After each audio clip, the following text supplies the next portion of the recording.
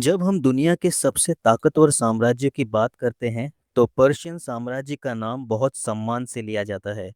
ये सिर्फ अपने विशाल क्षेत्र के कारण महान नहीं था, बल्कि अपनी बेहतर एडमिनिस्ट्रेटिव सिस्टम, कल्चरल टॉलरेंस और मेथड्स ऑफ गवर्नेंस की वजह से भी खास था। अपने चरम समय में ये साम्राज्य पश्चिम में एशियन सागर से लेकर पूर्व में सिंधु नदी तक और उत्तर में मध्य एशिया से लेकर दक्षिण में मिस्र तक फैला हुआ था। प्राचीन इतिहास में पहली बार इतना बड़ा इलाका एक ही शासन के अधीन आया था। लेकिन सवाल है, इतना बड़ा साम्राज्य अपनी ताकत के शिखर तक पहुंचा कैसे? आज से 2575 साल पहले साइरस ने मेड साम्राज्य को हराकर पर्शियन साम्राज्य की नींव रखी। उनकी सबसे बड़ी ताकत थी जीतना और जोड़ना।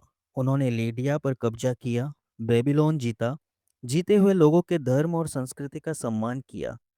साइरस द ग्रेट को इतिहास का सबसे उदार विजेता माना जाता है। पर्शियन साम्राज्य की असली ताकत उसकी सेना से पहले उसकी एडमिनिस्ट्रेटिव सिस्टम थी। सम्राट दैरियस प्रथम ने शासन को सैट्रेपी सिस्टम में बांटा। पूरे साम्राज्य को अलग अलग प्रांतों में बांटा गया और हर प्रांत में एक गवर्नर बैठाया गया। इससे स्थानीय स्तर पर काम आसान हुआ, जबकि केंद्र की पकड़ भी बनी रही। टैक्स सिस्टम नियमित था, सड़कों का बड़ा नेटवर्क बनाया गया और मशहूर रॉयल रोड ने संदेश और व्यापार को तेज कर दिया। साम्राज्य की नीति लोगों को दबाने की नहीं, बल्कि उन्हें साथ लेकर चलने की थी। स्थानीय धर्म और संस्कृति का सम्मान किया जाता था, इसलिए बड़े विद्रोह कम हुए। लेकिन क्या सिर्फ अच्छा प्रशासन किसी साम्राज्य को महान बना सकता है, या मजबूत सेना भी उतनी ही जरूरी होती है? पर्शियन साम्राज्य की सेना ने उसके विस्तार को संभव बनाया। पर्शियन सेना अनुशासित थी, अलग अलग जातियों के सैनिकों से बनी थी और रणनीति के साथ लड़ती थी। एशिया माइनर, मिस्र और मेसोपोटामिया पर कब्जे ने साम्राज्य को आर्थिक और सामरिक फायदे दिए। लेकिन हर विस्तार की एक सीमा होती है। जैसे जैसे साम्राज्य बड़ा होता है, उसे संभालना मुश्किल होता जाता है, और यहीं से टकराव शुरू हुआ यूनानी नगर राज्यों से। सम्राट ज़ैक्सिस प्रथम के समय पर्शियन साम्राज्य ने यूनान पर हमला किया। जो मुख्य युद्ध हुए वे थे मैराथन का युद्ध, थर्मोपाइल युद्ध और सेलामिस का युद्ध। हालांकि पर्शिया की सेना बहुत बड़ी थी, लेकिन यूनानियों की युद्ध रणनीति और मजबूत नौसेना ने हालात बदल दिए। ये युद्ध पूरी तरह निर्णायक नहीं थे, लेकिन पर्शियन विस्तार यहीं रुक गया। अब पर्शियन साम्राज्य फैलने के बजाय स्थिर होने लगा।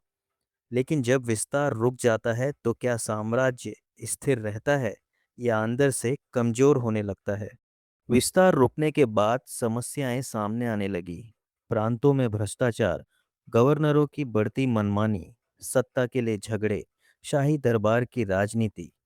साम्राज्य जितना विशाल था, उसे संभालना उतना ही मुश्किल होता गया। केंद्र और प्रांतों के बीच संतुलन बिगड़ने लगा। ये वही समय था जब पर्शियन साम्राज्य बाहर से नहीं, अंदर से कमजोर होने लगा। क्या कोई बाहरी शक्ति इस कमजोरी का फायदा उठाने वाली थी? सामान्य युग से चौथी सदी पूर्व में पर्शियन साम्राज्य अभी भी विशाल था, लेकिन अंदरूनी रूप से कमजोर होने लगा था।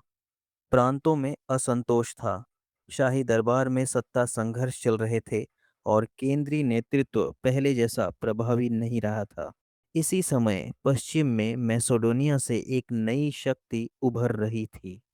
ये शक्ति थी Alexander the great. Alexander Macedonia के राजा फिलिप द्वितीय के पुत्र थे।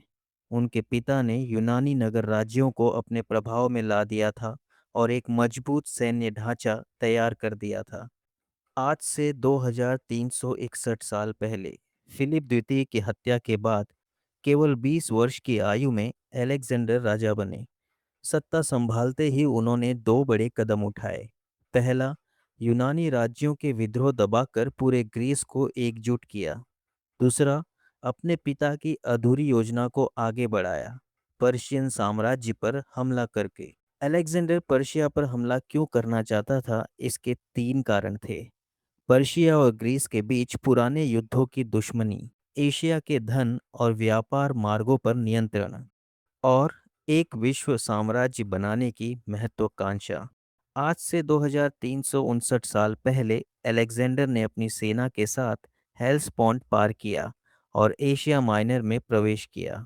ये सिर्फ एक सैन्य अभियान नहीं था, ये पूर्व और पश्चिम की दो महाशक्तियों का सीधा टकराव बनने वाला था।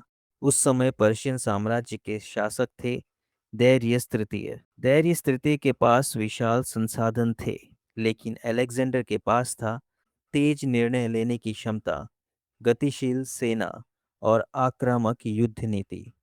इसके बाद इतिहास ने निर्णायक मोड़ लिया। निर्णायक युद्ध हुए, इस्सूस का युद्ध, गौगामेला का युद्ध, और इन युद्धों के बाद पर्शियन साम्राज्य की केंद्रीय शक्ति टूट गई। राजधानी परसेपोलिस पर कब्जा हो गया और यही 2 सदियों से भी ज़्यादा पुराना पर्शियन साम्राज्य खत्म हो गया। लेकिन आखिरी सवाल है, क्या साम्राज्य सिर्फ राजनीतिक रूप से खत्म हुआ या उसकी विरासत भी समाप्त हो गई? राजनीतिक सत्ता खत्म हो गई, लेकिन पर्शियन मॉडल, सड़क व्यवस्था, प्रशासनिक ढांचा और कल्चरल टॉलरेंस ने आने वाले साम्राज्यों को गहराई से प्रभावित किया। इनकी झलक रोमन साम्राज्य से लेकर इस्लामी खिलाफत तक दिखाई देती है। इस मायने में पर्शियन साम्राज्य का पतन अंत नहीं था, ये भविष्य की शासन व्यवस्थाओं की नींव भी बना।